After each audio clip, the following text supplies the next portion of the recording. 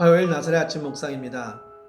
말씀을 마음에 새기고 말씀에 순종하는 삶을 살아가는 복된 하루가 되기를 바랍니다. 우리는 복음을 전해야 하는 사명을 가지고 있습니다. 우리는 이 사명을 잘 감당하고 있는지 생각해 보는 시간이 되기를 바랍니다. 오늘 우리가 드려야 할 말씀은 사도행전 17장 1절에서 15절입니다. 그들이 암비볼리와 아볼로니아로 다녀가 데살로니가에 이르니 거기 유대인의 회당이 있는지라. 바울이 자기의 갈래대로 그들에게로 들어가서 새 안식일에 성경을 가지고 강론하며 뜻을 풀어 그리스도가 해를 받고 죽은 자 가운데서 다시 살아나야 할 것을 증언하고 이르되 내가 너희에게 전하는 이 예수가 곧 그리스도라 하니 그 중에 어떤 사람 곧 경건한 헬라인의 큰 무리와 적지 않은 기부인도 권함을 받고 바울과 실라를 따르나 그러나 유대인들은 시기하여 저자의 어떤 불량한 사람들을 데리고 떼를 지어 성을 소동하게 하여 야손의 집에 침입하여 그들을 백성에게 끌어내려고 찾았으나 발견하지 못하매 야손과 몇 형제들을 끌고 읍장들 앞에 가서 소리질러 이르되 천하를 어지럽게 하던 이 사람들이 여기도 이르매 야손이 그들을 맞아 들였도다. 이 사람들이 다 가이사의 명을 거역하여 말하되 다른 임금 곧 예수라는 이가 있다 하더이다 하니 무리와 읍장들이 이 말을 듣고 소동하여 야손과 그 나머지 사람들에게 보석금을 받고 놓아주니라. 밤에 형제들이 곧 바울과 실라를 베레아로 보내니 그들이 이르러 유대인의 회당에 들어가니라.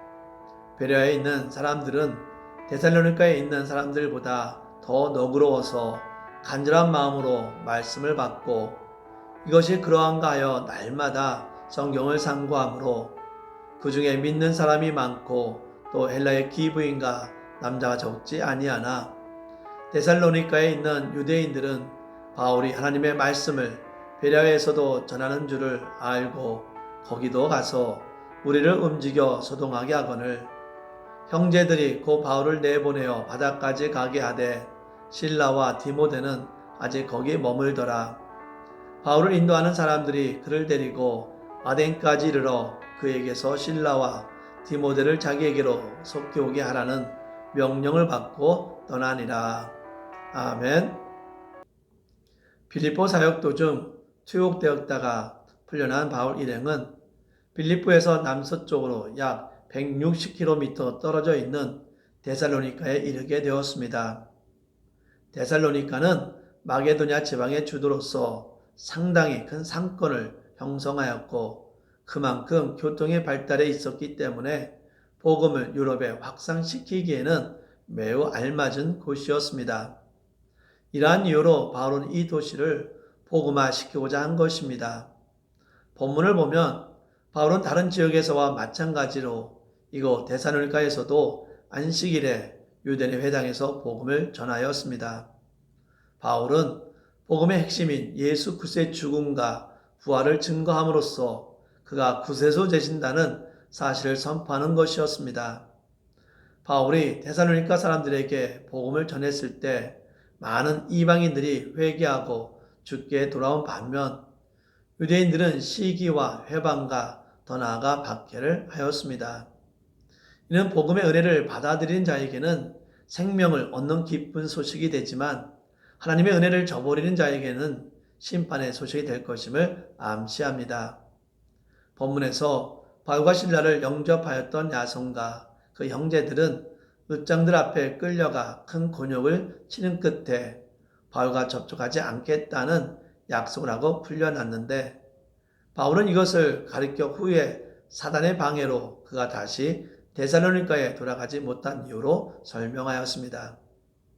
그러나 이러한 박해 중에서도 데살로니가에 전파된 복음의 씨앗은 크게 성장하여 열매를 맺고 유럽 전역에 복음이 확산되는 기초가 되었습니다.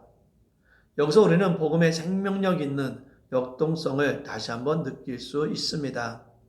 따라서 우리는 때를 얻든지 못 얻든지 복음 전파의 사명을 감당해야 합니다. 바울은 3주간에 걸쳐 안식일마다 유다인의 회당에서 복음을 전했습니다.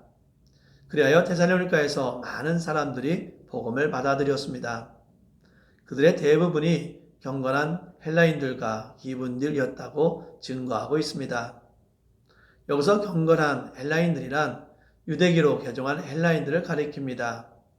여러분, 헬라인들은 철학사상과 많은 신화로 이래 유대교로 개종하는 것은 쉬운 일이 아닙니다. 그런데도 이들 중 많은 사람이 유대교로 개종한 이유가 무엇입니까?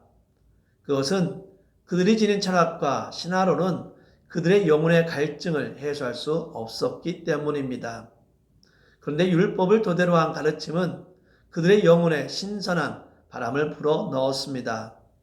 그러나 유대교 역시 그들의 영혼의 문제를 근본적으로는 해결해 주지 못했습니다. 왜냐하면 수많은 금기사항을 그들은 제대로 지켜낼 수가 없었기 때문입니다. 그러던 중에 그리스도의 대속의 은혜의 복음을 들었습니다. 그러기에 경건한 헬라인 중 많은 무리가 유대교에서 그리스도교로 개종한 것입니다. 또 적지 않은 기부인들도 개종했다고 했는데 이들은 데살로니가의 귀족이나 고관들의 부인들입니다. 이들은 그 남편들의 방탕한 생활에 염증을 느끼고 유대교의 도덕적인 가르침으로 위로를 받고 있었던 여인들입니다. 그러나 이 여인들도 율법의 도덕률 앞에서는 자기들도 남편들과 똑같은 죄인들임을 느끼며 괴로워하고 있었습니다. 그러던 중 바울이 전하는 그리스도의 대속의 은혜의 복음을 듣고 기뻐하며 개종한 것입니다. 성도 여러분, 이 사실이 우리에게 가르치는 것이 무엇입니까? 많은 그리스도인들이 이제 전도할 사람이 없습니다 라고 말하는 것을 들은 적이 있습니다. 그런데 이 세상에는 그리스도의 복음의 진리를 듣고 싶어하는 갈급한 심령이 많다는 것입니다. 이 세상 사람들은 하나님 앞에서 모두 다 죄인입니다. 세상의 지식을 가지고 살아가는 사람들, 남 부러울 것 없이 재력과 권력을 가지고 있는 사람들, 건강하다고 자부하는 사람들, 또한 연약하고 힘든 모든 사람들 다 하나님의 사랑이 필요하고 예수 그리스도의 대속의 은혜가 필요합니다. 또 영생의 소망이 필요합니다. 유대교인들처럼 인본주의 종교에 깊이 빠진 사람들, 그리고 아직 자신의 존재와 처지를 모르는 교만하고 어리석은 자들은 복음의 중요성을 느끼지 못하지만 이들과 달리 복음 진리를 듣기를 간절히 원하는 사람도 많습니다. 이들은 환상 중에 바울에게 어서 건너와 우리를 도우라고 외친 마게도냐인처럼 자신들을 돕기를 외치고 있습니다. 사랑하는 나사렛 성도 여러분, 오늘도 우리 주변에는 우리가 전하는 복음을 듣기 원하는 갈급한 심령을 지닌 이웃들이 많습니다. 우리 중에는 이제 복음 전할 시기는 지났다. 그 대신 믿는 자들이 성숙해져야 할 시기다 라고 말하는 이들도 있습니다. 그러나 오늘도 복음의 진리가 필요한 사람들이 우리 주변에 많습니다. 우리는 그들 모두에게 복음 전하기를 바랍니다.